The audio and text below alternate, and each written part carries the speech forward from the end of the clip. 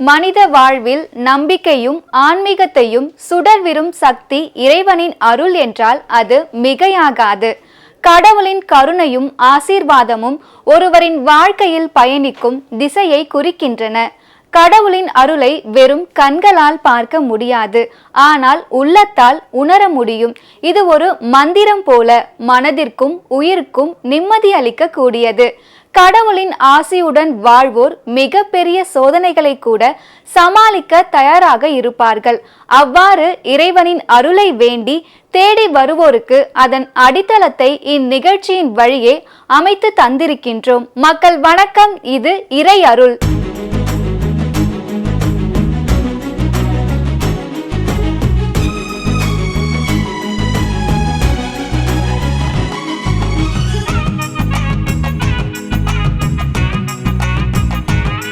இன்றைய நிகழ்ச்சியானது ஒரு சிறப்பு நிகழ்ச்சி. நாம் இன்று பார்க்கக்கூடிய திருக்கோவிலானது பிரசித்தி பெற்ற பரிகார தலமான ஸ்ரீ பிரத்யங்கரா காளி கோவிலாகும். விழுப்புரம் மாவட்டம் மொரட்டாண்டியில் அமைந்திருக்கும் இக்கோவிலில் சுமார் 72 அடி உயரம் கொண்ட ஸ்ரீ பிரத்யங்கரா காளியை தரிசிப்பதோடு பிரம்மாண்டமாக காட்சியளிக்கும் ஹயக்ரீவர் மற்றும் சரபேஸ்வரரையும் ஒன்றாக தரிசிக்க இயலும். வாருங்கள், இறைவனை வணங்கி அவர்களது அருளை பெற்று வருவோம்.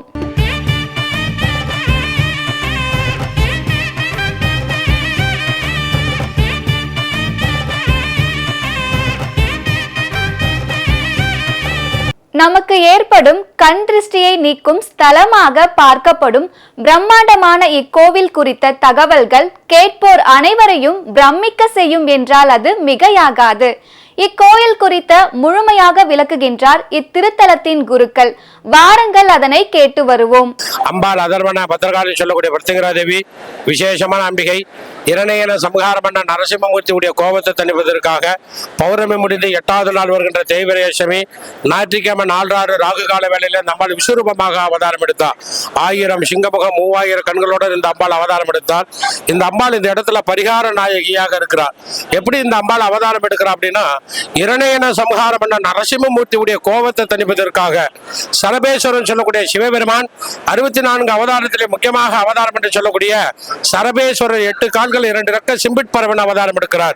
அவருடைய நெற்றிக்கண்ணிலிருந்து இந்த அம்பாள் விஸ்வரூபமாக அவதாரம் எடுத்து இந்த இடத்துல முரட்டாண்டி அப்படின்னு சொல்லக்கூடிய முரட்டுத்தனமான ஆண்டி தொல்லாக்காது சுவாமிகள் பிறந்த வளர்ந்த வாழ்ந்த இந்த கிராமத்துல இந்த அம்பாள் விஸ்வரூபமாக அவதாரம் எடுக்கிறார்.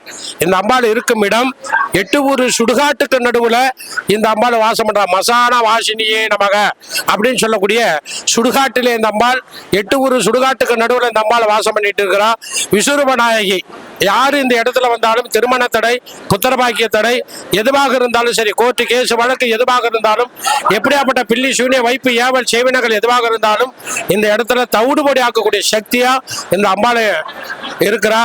எல்லாரும், அதாவது இங்க வந்திருக்கக்கூடிய பக்தர்கள், இன்னைக்கு தேய்பிரை அஷ்டமி தினம், விசேஷமான நாள், அது ஞாயிற்றுக்கிழமை அம்பாள் அவதாரம் எடுத்த நாள்.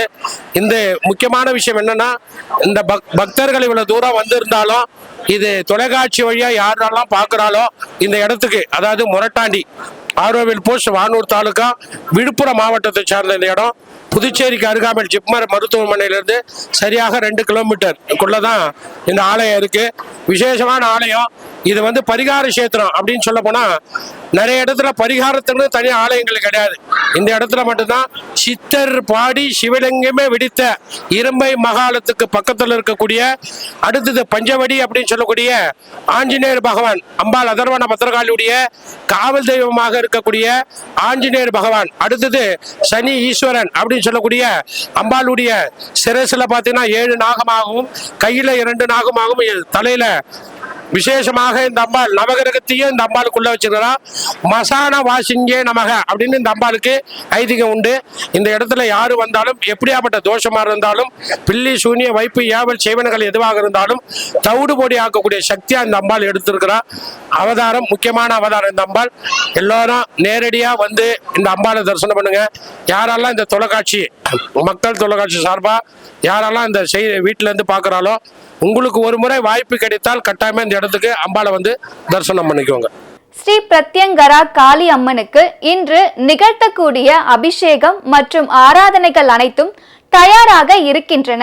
வாருங்கள் அம்மனை கண்குளிர பார்த்து வருவோம்.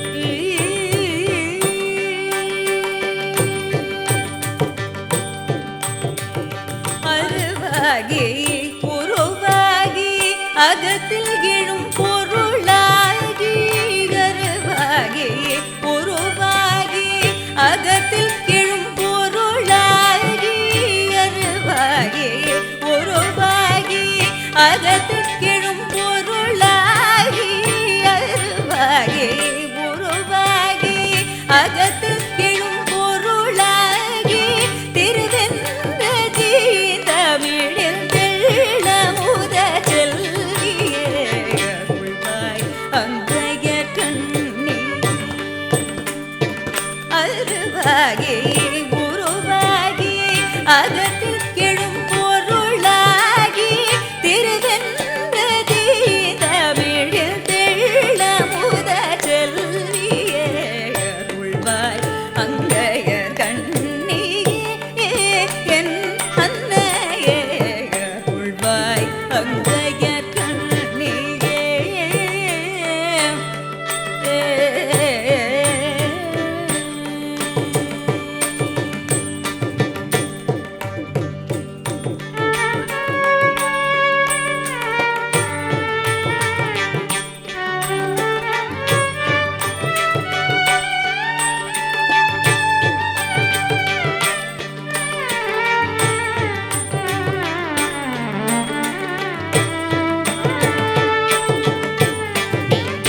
தன்மையறம் தாளாமை தகோரும் தவனெறியும் தன்மை அறம் தாளாமை தகோரும் தவனெறியும் தாயன்பு நல் ஒழுக்கம் தன்னலம் இல்லா செயலும் தன்மை அறம் தாளாமை தகோரும் தவனெறியும் தாயன்பு நல் ஒழுக்கம் தன்னலம் இல்லா செயலும்.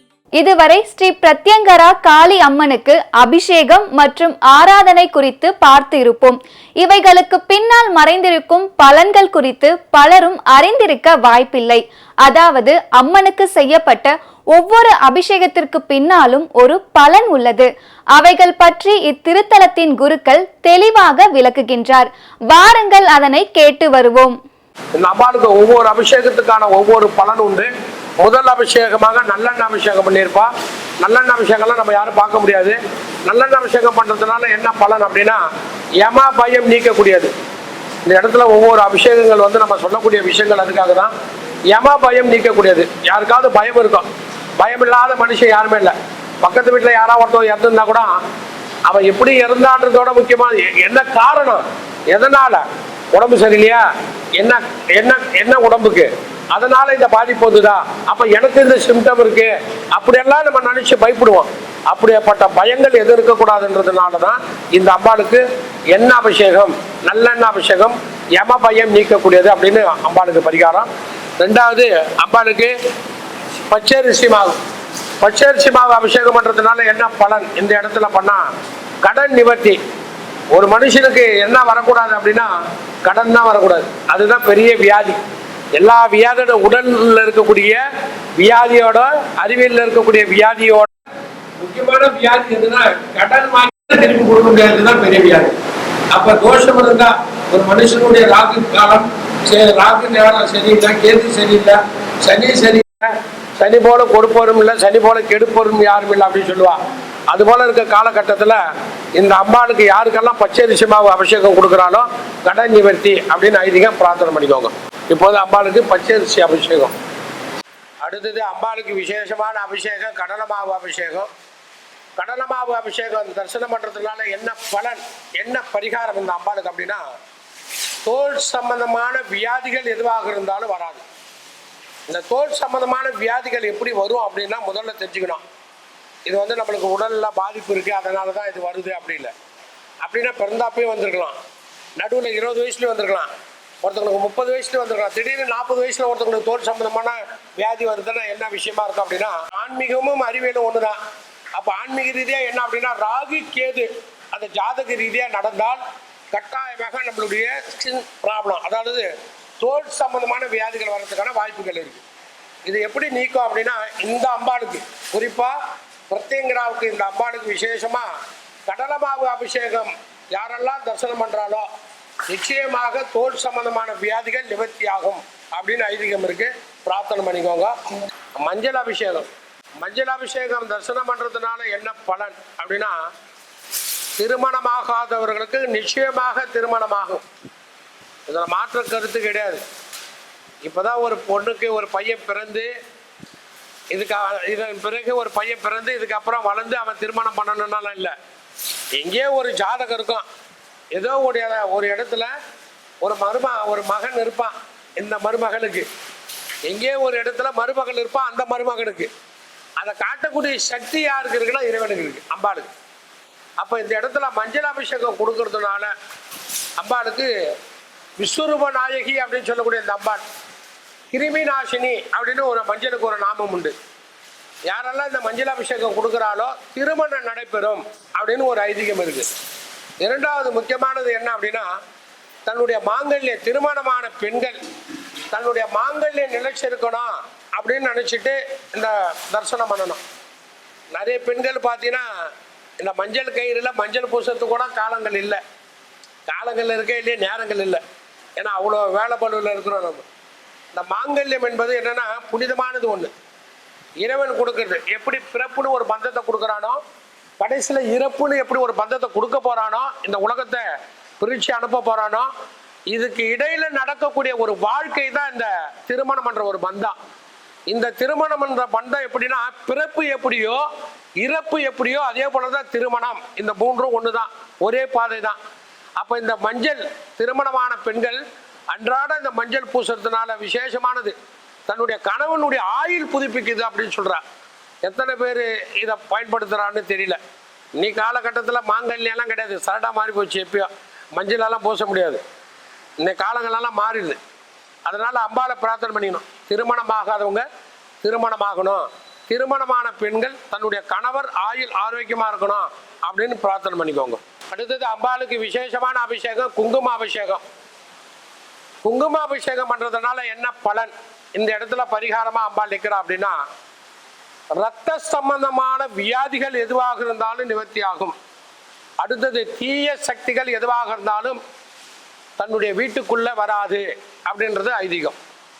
என்ன காரணம் அப்படின்னா, இப்போ ஒரு பெண்ணுக்கு திருமணமாகி குழந்தை பாக்கியம் அப்படின்னு இல்லை அப்படின்னு சொன்னா முதல் என்ன குறையா இருக்கும் அப்படின்னா ரத்த சம்பந்தமான குறை தான் இருக்கும். அதனாலதான் திருமணம் முடிந்த உடனே புத்திரபாக்கி என்று சொல்லக்கூடிய அந்த விசேஷங்கள் நடக்கிறதுக்கான காரணங்கள் தள்ளி போகும். அப்ப இந்த அம்பாளுக்கு குங்குமாபிஷேகம் பண்றதுனால குடும்பத்தில் வரக்கூடிய தீய சக்திகள் நிவர்த்தியாகி புத்திரபாக்கியத்துக்கான ஒரு அறிகுறியா இருக்கிறா இந்த அம்பாள். அதனால தான் ரத்த சம்பந்தமான வியாதிகள் எதுவாக இருந்தாலும் நிவர்த்தி பண்ணக்கூடிய அம்பிகை இந்த அம்பிகை. குங்கும தரிசனம் கட்டாயமா நிச்சயமாக ஒவ்வொரு பெண்ணும் திருமணமான பெண்களும் இந்த தரிசனத்தை கண்டிப்பா தரிசனம் பண்ணணும், பிரார்த்தனை பண்ணிக்கோங்க. பால் அபிஷேகம், பால் அபிஷேகம் செய்வதனால் பாவங்கள் தொலைந்து ஆயுள் விருத்தி அடையும் அப்படின்னு ஐதீகம் இருக்கு. இதுல இருக்கக்கூடிய இது முக்கியமான விசேஷம். எல்லாம் பெரியவாலாம் விஷயம் தெரிஞ்சவ எல்லாமே அபிஷேகம் நடக்கும்போது கேட்பா, அபிஷேகம் நடந்துகிட்டு இருக்கா, இப்போ என்ன அபிஷேகம் நடக்குதுன்னு கேட்பா. இது போல பால் அபிஷேகம் நடக்குது அப்படின்னு சொன்னா, இல்ல பால் அபிஷேகம் நடக்கல அப்படின்னு அவளே கேட்பா, நடந்து முடிஞ்சுதா அப்படின்னு. என்ன காரணம் அப்படின்னா, பால் அபிஷேகத்துடைய தன்மை என்ன அப்படின்னா, முன்னோர்கள் செய்த பாவம் கர்மா 7 தலைமுறையான பாவங்கள் இருக்கு. அந்த கர்மா அப்படியே தொடர்ந்துகிட்டே இருக்கும். குழந்தை பிறக்காது, அதாவது முதல்ல திருமணம் ஆகாது, அதுக்கு பிறகு குழந்தை பாக்கியம் கெட்டாது. இதெல்லாம் என்ன அப்படின்னா அந்த குடும்பத்தில் இருக்கக்கூடிய முன்னோர்களுடைய சாபம். இந்த முன்னோர்களுடைய சாபங்கள் நிவர்த்தி பண்றதுக்காக தான் எல்லா ஆலயங்களிலும் பால் அபிஷேகம் நடக்குது அம்பாளுக்கு. நிறைய பேர் விவாதம் பண்ணுவான், பாலை வேற யாருக்காவது கொடுக்கலாமே இல்லாதவர்களுக்கு, ஆனா அம்பாளுக்கு பண்றாளே சுவாமிக்குன்னு. சுவாமிக்கு இறைவனுக்கு இதை பண்றதுனால ஐதீகமானது. பால் அபிஷேகம் செய்வதனால் பாவங்கள் தொலைந்து ஆயுள் விருத்தி அடையும். ஒவ்வொரு மனுஷனுக்கும் ஆயுள் முக்கியம் இல்லை. இன்னைக்கு பிறந்தா இன்னோட வாழ்ந்தோம், நாளைக்கு மறைஞ்சோன்னு இருக்கக்கூடாது. அவன் 100 வயசு வரைக்கும் வாழணும். அதாவது 60 கொண்டாடணும், 80 கொண்டாடணும், சதாம்சம் 100 கொண்டாடணும் அப்படின்னு தான் எல்லாம் நினைப்பான். அப்போ இந்த பால் அபிஷேகம் இந்த அம்பாளுக்கு முக்கியமா பிரத்யங்கராவுக்கு பால் அபிஷேகம் செய்வதனால் பாவங்கள் தொலைந்து ஆயுள் விருத்தி அடையும். எல்லாருமே பிரார்த்தனை பண்ணுங்க. நம்ம கோவிலில் மட்டும்தான் உலக சேம தைரிய விஜய விரிய ஆயுள் ஆரோக்கிய பிராஸ்து ரஸ்து உலகத்தில் இருக்கிறவங்களுக்கு எல்லாருக்கும் பிரார்த்தனை பண்ணக்கூடிய ஒரு கோவில் எதுனா இந்த ஆலயம் தான். அதனால பிரார்த்தனை பண்ணிங்க. இப்பொழுது நடைபெற இருக்கிறது பால் அபிஷேகம். அடுத்தது அம்பாளுக்கு விசேஷமான அபிஷேகம் தயிர் அபிஷேகம். தயிர் அபிஷேகம் பண்றதுனால என்ன பலன் இந்த அம்பாளுக்கு கொடுக்குறோம் அப்படின்னா, முக்கியமாக தயிர் எடுத்துட்டு வருவோம். முதல்ல தெரிஞ்சுக்கோங்க, பரிகாரத்துக்கு முடிஞ்ச வரை எருமை பால் பாருங்க. இந்த அம்பாளுக்கு அபிஷேகம் பண்றதுனால என்ன பலன் இந்த அம்பாளை கொடுக்குறான், இந்த அம்பாளுக்கு கொடுக்குறான் அப்படின்னா புத்தர பாக்கியத்தை கொடுக்குறான். இந்த உலகத்துல இதெல்லாம் ஒரு பெரிய வியாதியே இல்லை. ஆனா இருக்கிறவாளா தான் பெரிய வியாதி அதை மாத்துறான்.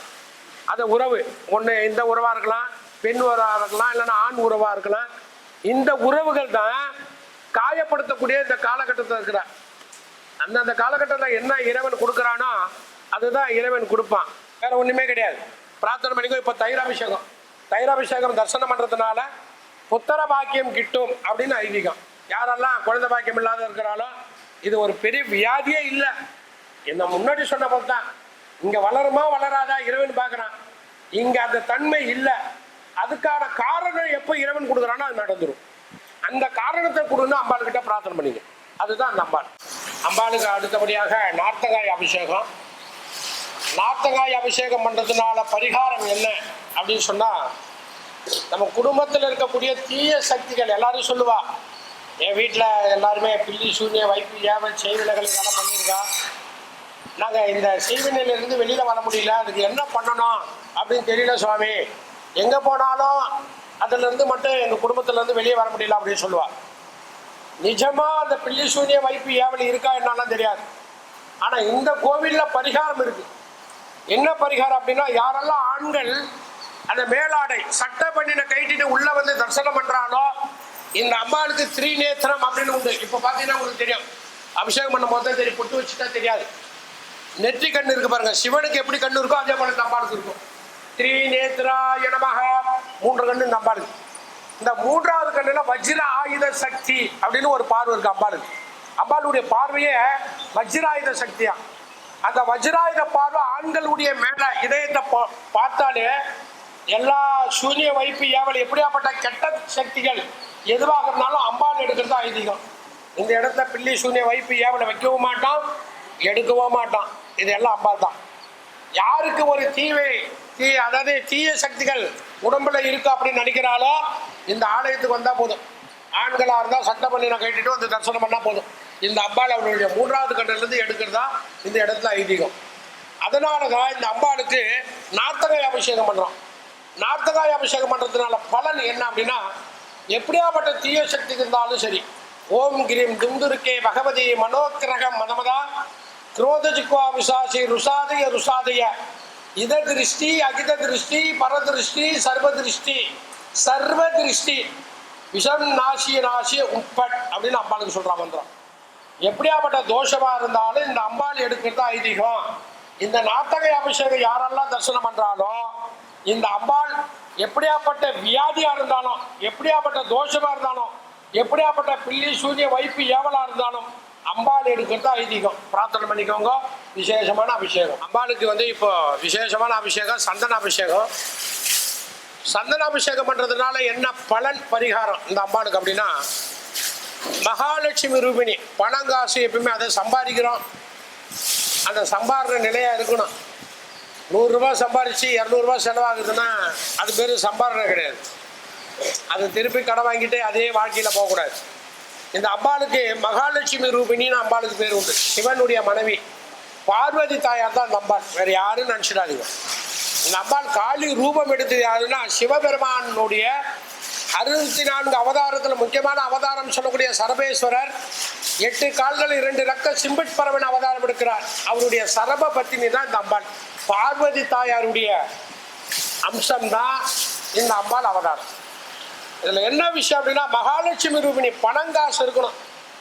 யாரெல்லாம் இந்த சந்தனாபிஷேகத்துக்கு தரிசனம் பண்றாலோ பணங்காசு நிச்சயமா இருக்கணும்ன்றதுக்காக தான் நிக்கணும் நிலையா மகாலட்சுமி வாசம் பண்ணணும். அடுத்தது வெளிநாடு போகணும் அப்படின்னு யாரா நினைக்கிறா அப்படின்னா, இந்த அம்பாளுக்கு சந்தனாபிஷேகம் கொடுத்தா வாரம் நடக்கக்கூடிய அபிஷேகத்தில் சந்தனம் வாங்கி கொடுத்து இந்த அம்பாளுடைய அபிஷேக தரிசனம் பண்ணால் நிச்சயமாக வெளிநாடு போகலாம் அப்படின்னு இந்த இடத்துல ஐதீகம் இருக்கு. இது எல்லாமே நம்ம சொன்ன விஷயங்கள் எல்லாமே ஒவ்வொரு அபிஷேகமும் பரிகாரம் தான். அதனால சந்தனாபிஷேகம் கொடுத்தா கட்டாயமா நிச்சயமா வெளிநாடு போகலான்னு இருக்கு. பிரார்த்தனை பண்ணிக்கோங்க.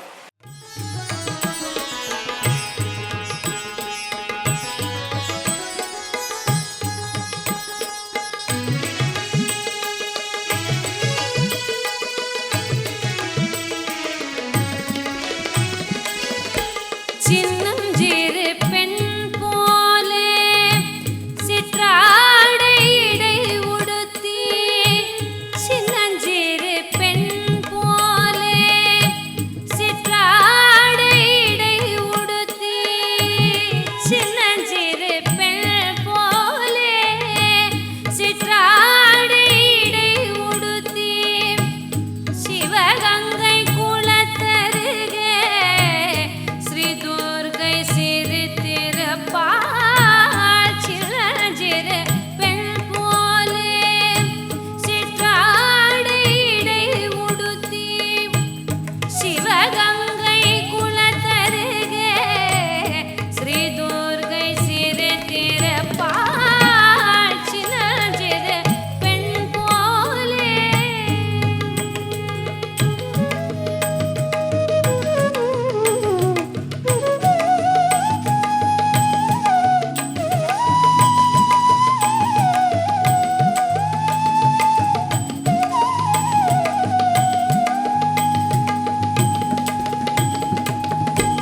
பெண்ணவளின் கண்ணழகை பேசி முடியாது, பெண்ணவளின் கண்ணழகை பேசி முடியாது, பெண்ணவளின் கண்ணழகை பேசி முடியாது, பேரழகு கீழாக வேறொன்றும் கிடையாது, பேரழகு கீழாக வேறொன்றும் கிடையாது.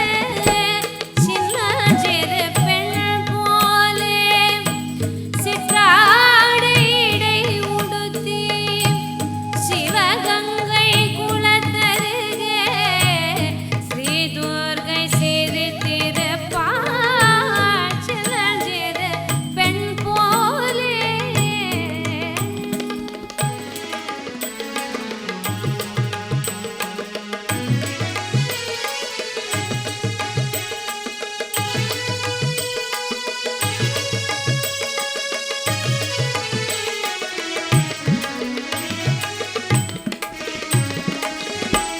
மின்னலை போல் மேனி அன்னை சிவகாமி, மின்னலை போல் மேனி அன்னை சிவகாமி,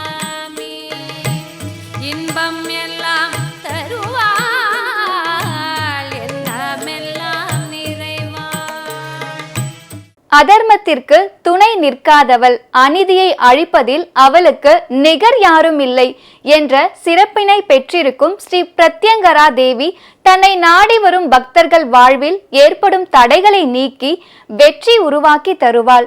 தொடர்ந்து 3 வாரம் இக்கோயிலில் ராகுகால பூஜை செய்து அவளை வழிபட்டு வருபவர்களுக்கு வேண்டியதை அள்ளி தருவாள் என்கின்றது வரலாறு. ஸ்ரீ பிரத்யங்கரா காளி கோவிலில் பற்றி இங்கு வரக்கூடிய பக்தர்கள் தங்களது வேண்டுதல்கள் பற்றியும் அதை அம்மன் நிறைவேற்றியது குறித்தும் தெரிவிக்கின்றார்கள். வாருங்கள் அதனை கேட்டு வருவோம். என் பேர் வள்ளி. கிட்டத்தட்ட 20 வருஷமா இந்த கோயிலுக்கு வரேன். எனக்கு என்னை பொறுத்தவரையில எனக்கு எல்லாமே அவங்க தான். எனக்கு அம்மா அப்பா எல்லாருமே அப்படிதான் நினைச்சு நான் இந்த கோயிலுக்கு வரேன். ஏன்னா நான் ரொம்ப கஷ்டப்பட்ட நேரத்துல கூட நான் எல்லா முடிவும் இங்க கேட்டுதான் நான் எடுத்திருக்கிறேன். இது வரலுமே என்னோட சொந்த அனுபவத்துல சொல்றேன். இங்க வந்து நான் வீணா போனேன் அப்படிலாம் இல்லை. இது வரலுமே என் குடும்பத்துல மேல மேல உயர போயிருக்கிறேன். எந்த கஷ்டமோ நஷ்டமோ எல்லாத்துலயுமே நான் ஜெயிச்சுதான் வந்திருக்கிறேன். பல கஷ்டத்துல இருந்து நான் மேல வந்திருக்கிறேன்னா நான் அவங்கள முழுமையா நம்பி இங்க வந்தேன். எனக்கு இதுவரை நல்லதுதான் நடந்திருக்குது. என் பசங்க விஷயத்துலயோ மற்ற விஷயத்துலயோ முக்கியமான முடிவு எடுக்கிறதோ நான் இங்க வந்துதான் எடுத்துன்னு போவேன். எதுவா இருந்தாலும் என்னை பொறுத்தவரை எனக்கு எல்லாமே அவங்க தான். என்னோட பேர் அனிதா. நான் பாண்டிச்சேரியிலேருந்து வரேன். இந்த கோயிலுக்கு நான் கடந்த ஒரு 15 வருஷமாக வந்துட்டு இருக்கேன். அம்மா கிட்ட எந்த ஒரு கோரிக்கை வச்சாலும் அந்த கோரிக்கை அம்மா உடனே நிவர்த்தி பண்ணி கொடுப்பாங்க. அந்த அளவுக்கு ரொம்ப சக்தி வாய்ந்தவங்க. நம்பி வாங்க, நம்பி வந்தீங்கன்னா அந்த விஷயத்தை எல்லாமே அம்மா நல்லபடியா நடத்தி கொடுப்பாங்க. இந்த கோயிலை பத்தி சொல்லணும்னா பரிகார ஸ்தலம் இது. இந்த பரிகார ஸ்தலத்துல நீங்க என்னெல்லாம் நினைச்சு வேண்டி வரீங்களோ அது எல்லாமே அம்மா நிவர்த்தி பண்ணி கொடுப்பாங்க. நம்பிக்கையோட வாங்க, நம்பிக்கையோட வந்தீங்கன்னா எல்லாமே செஞ்சு கொடுப்பாங்க. நான் நினச்சது நடக்குது. அதனால் எல்லாருக்கும் நான் போய் எடுத்து சொல்கிறேன். எல்லோரும் வர்றாங்க, ஒரு சந்தோஷமாக இருக்குது. இந்த கோயிலுக்கு வந்து போனாலே எனக்கு ஒரு மன நிம்மதி இருக்குது. எவ்வளோ கஷ்டங்கள் இருந்தாலும் இந்த கோயில் அந்த அம்மாவை போய் பார்த்துட்டு நான் ஓட்ட போய் படுத்தினா நிம்மதியாக இருக்குது, நிம்மதியாக தூக்கம் வருது. எல்லாருக்கும் நினச்சது போல் செய்கிறேன், எல்லாருக்கும் நினச்சதெல்லாம் செய்கிறேன். கோயிலை பற்றி நான் இன்னும் எல்லாருக்கும் பரவரை சாத்துவேன். நிறைய பேர் வருவாங்க, அதை கொண்டு நான் மகிழ்ச்சி அடைகிறேன். நான் 35 வருஷமாக நான் ஒரு ஞாயிற்றுக்கிழமை விடாமல் நான் வந்துடுவேன். நான் ஏதோ ஒரு ஞாயிற்றுக்கிழமை தான் விடுவேன் தவிர அடுத்த ஞாயிற்றுக்கிழமெலாம் உடனே அடுத்த ஞாயிற்றுக்கிழமை வரும்னு எதிர்பார்ப்பேன். ஒன்று நினைப்பேன், உங்கள் ஆஃபீஸில் ஒன்று நினைக்கணும், செய்யணும்னு நினைப்பேன். அது அந்த அம்மாக்கிட்ட சொன்னேன்னா எவ்வளோ பெரிய காரியமாக இருந்தாலும் செஞ்சு முடிச்சிடுவாங்க. பிரத்யங்கரா தேவிக்கு அதர்வன பத்ரகாளி, நரசிம்மி, நிகுபலா என பல்வேறு சிறப்பு பெயர்கள் உண்டு. என்னதான் பிரத்யங்கரா தேவி உக்கிரமான தோற்றத்துடன் இருப்பினும் அவர் வாய்ப்பகுதியில் ஒரு சிறிய புன்னகை இருந்து கொண்டேதான் இருக்கும். இரண்ய கசிபுவை வதம் செய்த நரசிம்மர் பின்பு கோபமாகிவிட்டார். இந்த நேரத்தில் உலகத்தில் ஏற்படும் மாற்றங்களை சமநிலைப்படுத்த சிவன் சரபேஸ்வரர் வடிவம் எடுத்தார். அதில் 2 சிவதேவ சக்திகள் சூலினி மற்றும் பிரத்யங்கரா என்ற வடிவத்தில் வெளியே வந்ததாக சொல்லப்படுகின்றது. பிரத்யங்கரா அந்த கலையில் உருவெடுத்து நரசிம்மரை கனிவாக மாற்றியதாக கூறப்படுகின்றது. மேலும் பிரத்யங்கரா தேவி சப்த மாத்ரிகா என்ற 7 தாய்மார்கள், அதாவது 7 பெண் தெய்வங்களில் ஒருவராக கருதப்படுகின்றார். சப்த மாத்ரிகாக்கள் ஒன்றிணைந்து போர் வினைகளை எதிர்த்து வெற்றி பெறுவதாக தேவி மகாத்மியம் போன்ற நூல்களில் குறிப்பிடப்பட்டுள்ளது. குங்குமமாவது குறைகளை தீர்ப்பது, குங்குமமாவது குடியினை காப்பது, குங்குமமாவது குறைகளை தீர்ப்பது, குங்குமமாவது குடியினை காப்பது, குங்குமமாவது குணமதை அளிப்பது, குங்குமமாவது குணமதை அளிப்பது, காஞ்சி காமாட்சியின் குங்குமமாமே, காஞ்சி காமாட்சியின் குங்குமமாமே.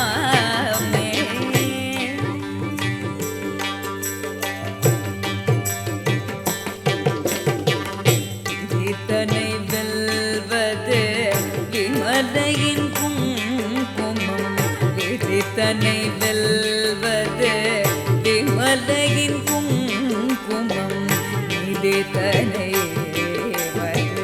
விமலையின் குங்குமம், பதிதனை காப்பது பதிவிரதை குங்குமம், பதிதனை காப்பது பதிவிரதை குங்குமம், கதிதனை ஆழ்வது குங்குமமாமே, பதிதனை காப்பது பதிவிரதை குங்குமம், கதிதனை ஆழ்வது குங்குமமாம். தஞ்சமென்றோரை தடுத்தாண்டு கொள்வதும், தஞ்சமென்றோரை தடுத்தாண்டு கொள்வதும், பஞ்சமபாதகம் பரிந்துமே தீர்ப்பதும், அஞ்சின பேருக்கு அபயமளிப்பதும், அஞ்சின பேருக்கு அபயமளிப்பதும், காஞ்சி காமாட்சியின் குங்குமமாமே, காஞ்சி காமாட்சியின் குங்குமமாமே. நற்பதம் ஈவதும் நாரணி குங்குமம், நற்பதம் ஈவதும் நாரணி குங்குமம்,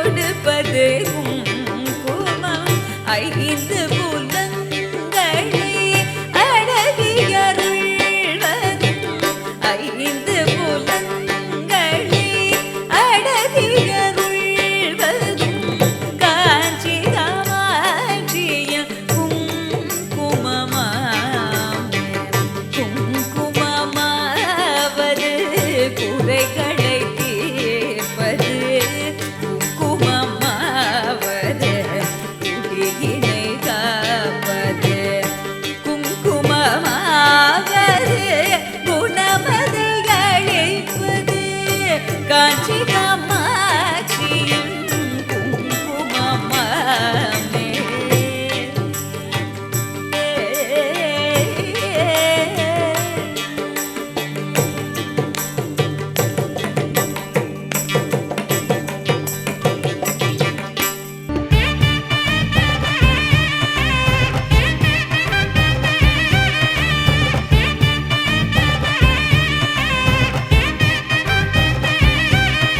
இன்றைய நிகழ்ச்சி விழுப்புரம் மாவட்டம் மொரட்டாண்டியில் அமைந்திருக்கும் ஸ்ரீ பிரத்யங்கரா காளி கோவில் குறித்து அறியாதவர்களுக்கும் சிறந்த ஒரு தரிசனத்தை ஏற்படுத்தி தந்திருக்கும். அவளை அறிந்தவர்களுக்கு இந்நன்னாளில் அவளை மீண்டும் தரிசிக்க கிடைத்த மிக பெரும் வாய்ப்பாக அமைந்திருக்கும்.